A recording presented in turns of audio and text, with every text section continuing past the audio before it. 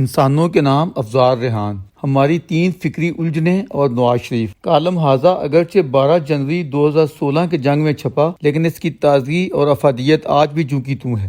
ہمارے ملک کے 2 قابل احترام دانشوروں نے بڑے پیار کے ساتھ توجہ دلائی ہے کہ آپ متوازن سوچ رکھنے والے ہیں، لیکن ان دنوں اپنے کالموں میں نواز شریف کی زیادہ حمایت کر رہے ہیں۔ ان کا مطلب تھا کہ آپ اس حوالے سے حاضرہ ہولا رکھیں۔ ہو سکتا ہے کچھ دیگر احباب بھی اس طرح سمجھ رہے ہوں، اس لیے سوچا کہ آج کے کالم میں اس حمایت کی وجوہ پر ہزارے خیال کیا جائے۔ سب سے پہلے یہ واضح رہے کہ کوئی بھی لکھاری کسی کی حمایت کرے یا مخالفت میں لکھے، یہ سب میرٹ پر ہونا چاہیے۔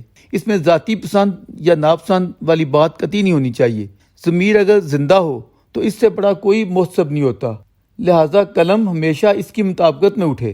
دوسرے یہ بھی پیش نظر رہنا چاہیے کہ جس طرح اچھے سے اچھے انسان میں کچھ نہ کچھ خامیاں بھی ہوتی ہیں، اسی طرح تقریباً ہر برے انسان میں خوبی کا کوئی نہ کوئی پہلو بھی ہوتا ہے۔ لہٰذا ایک ذمہ دار لکھاری توصیف یا تنقید کرتے ہوئے توازن کو بہرحال پیش نظر رکھے۔ اس سے بھی اہم بات یہ ہے کہ بحث ذات سے بڑھ کر سوچ، فکر اور پالیسیوں کے حوالے سے ہونی چاہیے۔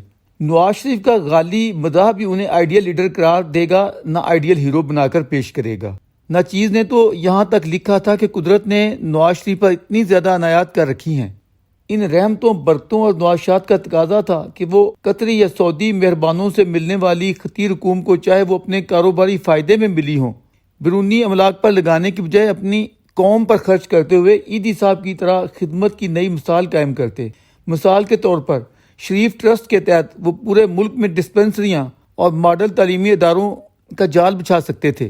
قوم نے ان پر اعتماد کرتے ہوئے جتنی محبت پیش کی ہے، کسی ایسے بڑے اقدام کی صورت میں یہ محبت اور بڑھتی، یوں میاں صاحب کو جو خوشی اور تسکین ملتی وہ انمول ہوتی۔ بہرحال یہ ایک آئیڈیل صورتحال ہوتی، مگر ہم جب نواز شریف کو ان کے ہم عصر سیاستدانوں کے بالمقابل دیکھتے ہیں تو پھر آئیڈیلزم ختم ہو جاتا ہے۔ اپنی سوچ اور پالیسیوں کے لحاظ سے موازنہ کیا جائے تو کوئی بھی ان کے ہم پلہ دکھائی نہیں دیتا۔ نواز شریف کی سب سے بڑی خوبی یہ ہے کہ انہوں نے قدم بقدم اور حالات سے بہت کچھ سیکھا ہے۔ نظری و فکری ہر 2 حوالوں سے وہ ہماری موجودہ قومی سیاست میں سب سے بہتر مقام پر فائز ہیں۔ ہماری 7 دہائیوں پر محیط تاریخ میں اگر ہمیں کوئی جچا ہے تو وہ پچھلے دور میں سہروردی تھے اور حالیہ دور میں محترمہ بے نظیر۔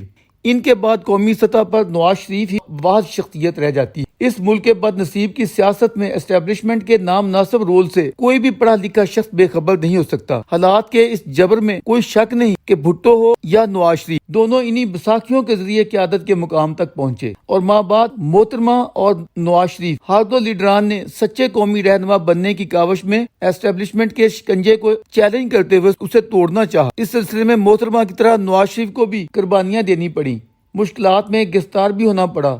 بھٹو کے بالمقابل میاں صاحب نے اگر ذرا جذباتیت نہیں دکھائی تو ہم اسے ان کی خوبی سمجھتے ہیں۔ عقل، شعور اور دانش کا کوئی نعمت بدل نہیں ہوتا۔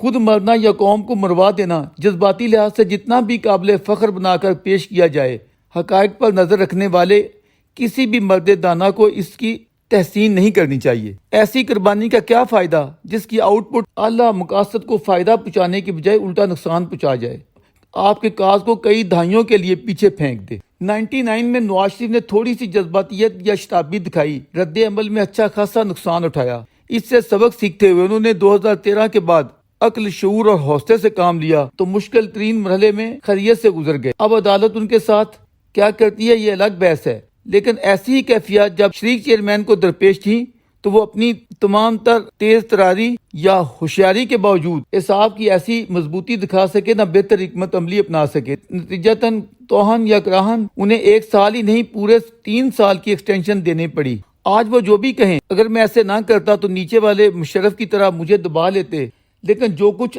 آپ نے کیا اس نے آپ کو کچھ کرنے کے قابل نہیں چھوڑا۔ ہاتھ تو بندے رہے نا، حالانکہ اسٹیبلشمنٹ کے بالمقابل آپ کی اپوزیشن آپ کی پشت پناہ بنی کھڑی رہی۔ نواز شریف کا بحال یہ بڑا کارنامہ ہے کہ مشکل ترین حالات کو انہوں نے دم چھلا بنے بغیر حکمت کے ساتھ گزارا اور زائد 1 دن نہیں دیا۔ نواز شریف کا دوسرا بڑا کارنامہ جن کی وجہ سے درویش ان کا قدردان ہے، وہ ان کی طرف سے اس حقیقت کا ادراک ہے کہ اس دھرتی کے باسیوں کی مکتی پریت میں ہے۔ آپ لوگوں نے قطعی غیر ذمہ اسلوب میں کون کون سے تیر و تلوار کے نشتر نہیں برسائے، مگر آفرین ہے اس مرد حقائق اشنا پر، وہ نفرتوں کی آندھیوں میں بھی پیغام محبت پر قائم و دائم رہا۔ ہمارا روایتی درینہ مسئلہ اپنی جگہ، ہمسائے کی موجودہ قیادت کے غیر ذمہ دارانہ طرز عمل پر بھی اعتراض اٹھایا جا سکتا ہے، لیکن ایک اصول جب آپ نے طے کر لیا کہ آپ نے خطے میں محبت کے پھول اگانے ہیں، محض 1 کروڑ نہیں 150 کروڑ انسانوں کی زندگیوں اور خوشیوں کا سوچنا ہے، تو پھر اسٹیبلشمنٹ کی مفاداتی گیموں کے پیچھے لگ کر بربادیوں کو گھسنے نہیں دینا۔ افسوس، ہر دو اطراف سے اصل حقائق عوام کے سامنے لانے کی اجازت نہیں۔ قصہ مختصر،